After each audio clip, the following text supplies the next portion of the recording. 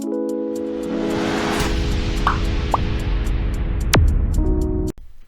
everyone. Today we shall discuss about beta distribution and normal distribution.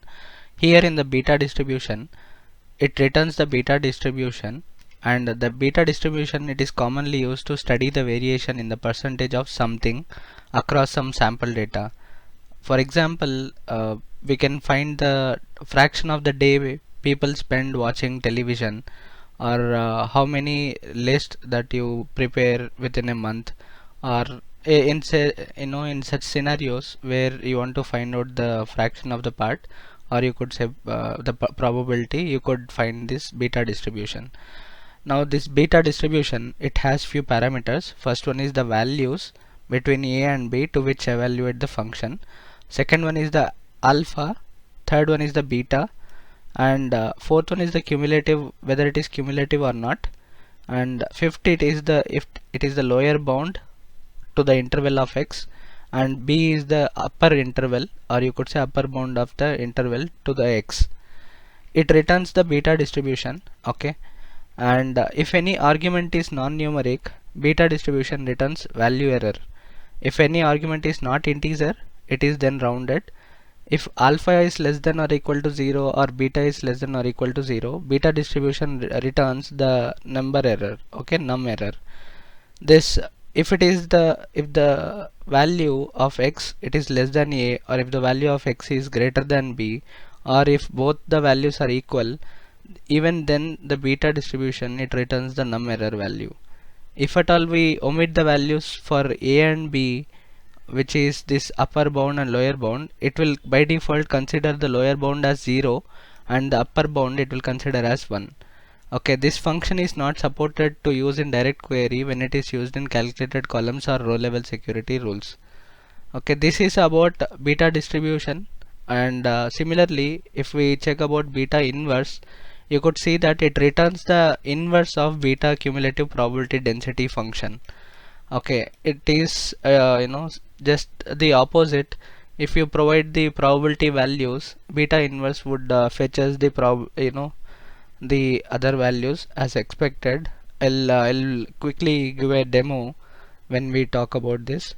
Here the beta distribution can be used in project planning to model probable completion times given an expected completion time and variability. Here we have few parameters. First one is probability, second one is alpha, third is beta, upper bound and lower bound. Similar to the Beta.Dist function, we have all the conditions similarly applicable.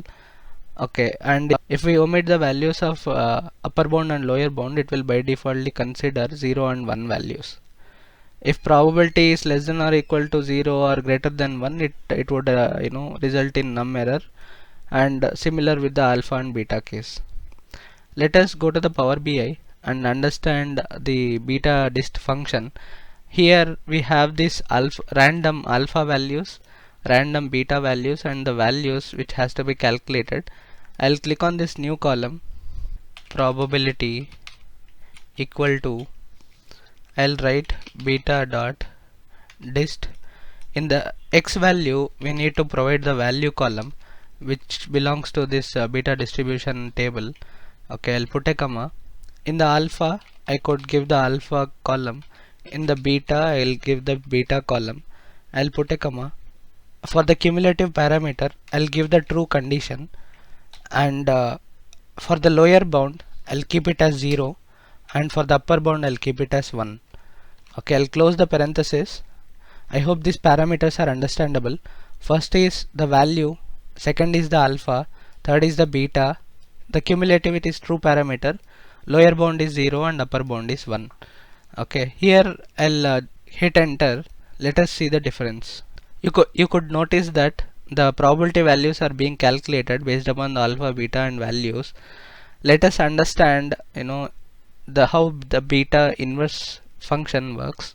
Here I'll write inverse distribution equal to beta.inv.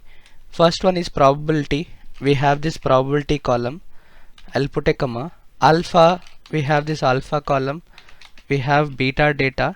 Okay, I'll put a comma. Here we have to provide the lower bound. which is 0 comma and upper bound is 1. I'll close the parenthesis and hit enter.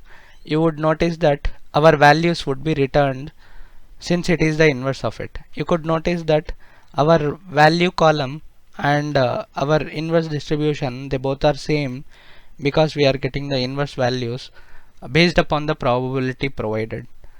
Okay, I hope this beta distribution is understandable. You could represent it in the respective charts and visualize it. I hope this calculation is understandable.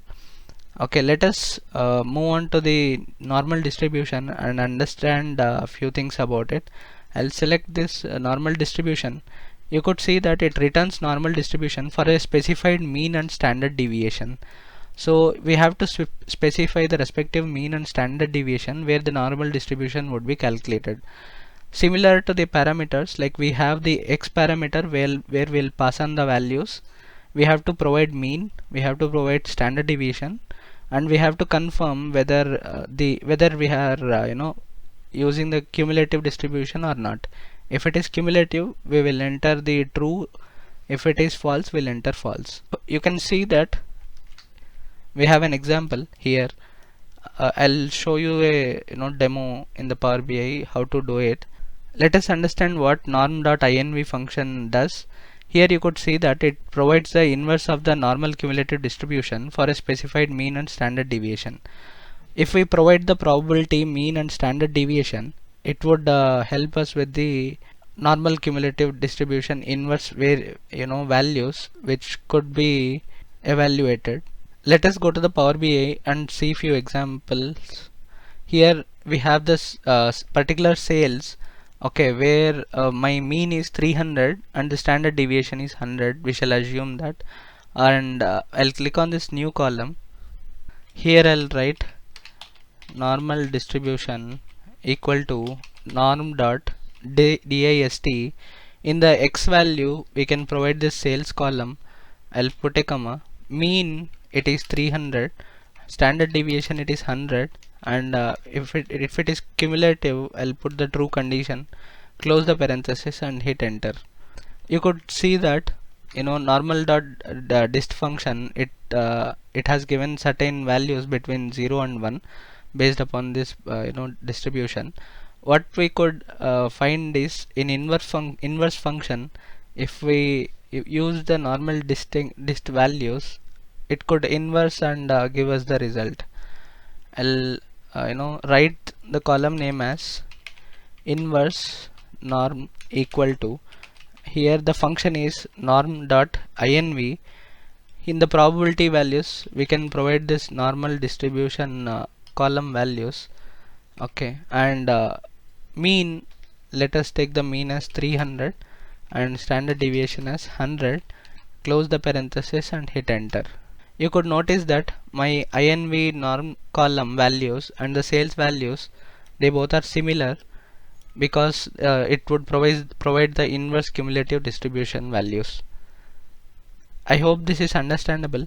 Please practice. This is all for now. We shall meet again tomorrow.